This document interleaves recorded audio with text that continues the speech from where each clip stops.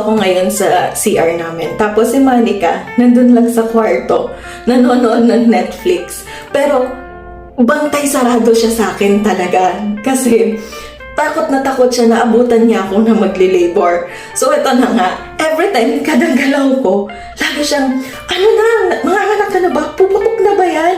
Ganun, kasi takot na takot siya na sa sobrang laki ng tiyan ko. Tapos, kala niya daw na parang konting galaw ko is puputok na yung tiyan ko kasi kabuhanan ko na ngayon. So, ang pagkakaalam niya is 2 to 3 days na lang. Due date ko na. So, anytime pwede na akong manganak. So, tatakutin ko siya lalo na manganganak na ako. No, kunwari, puputok na yung panubigan ko. So, kung ano siya,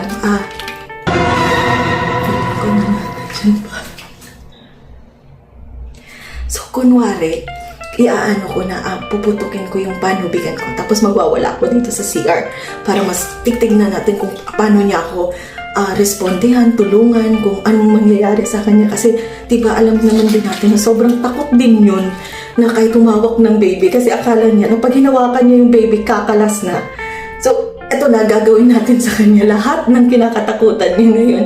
Hindi naman siya takot sa buntis, pero takot siya na parang puputok na daw yung tiyan, yung bata, kakalas na. So, titingnan natin yung mga reaction niya. Let's go! Much later. Babe! Babe! Babe!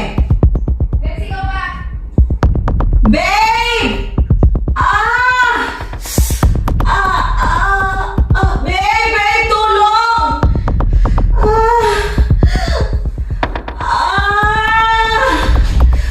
Babe! Ano yun? Tulungan mo ko, babe! Putang ina.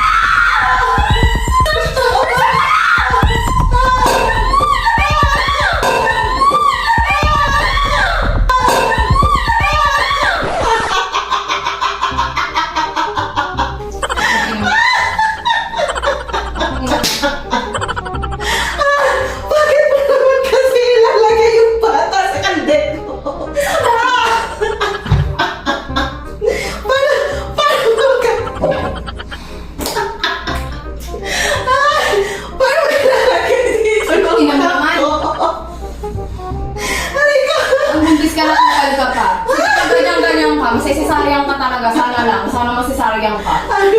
Babe, ulo ko yung kasya dito na yung ulo ng anak ko. Oo! Masalamat ka buntis ka, sisimuraan talaga. Kapili ka! Asan na yan? Diri ka, mahal ko. Alis, alam ko. Care na care mo. Ina ka. Care na care. Buti hindi ka naala yung dyan mo. Lagi ka. Ay ko. Ay, putang. Ayan na naman eh. Hindi, totoo na to, babe. Masakit siya.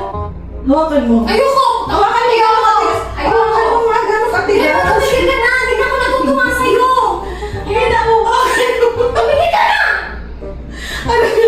Ayoko na. Tumigil ka na! Halika. Ano ko tuloy? Tumigil ka na! Ayoko na! Hindi na, maliligo na ako. Sabahan mo na lang ako, bantayan mo ako. Ayoko! Paano pag pumunto mo na yung panabigan ko? Tumigil ka na! promise. Ay, wag na. Ay, Joke lang naman yun. Ikaw naman. Nag-request ka lang na pumunta ako eh. Sana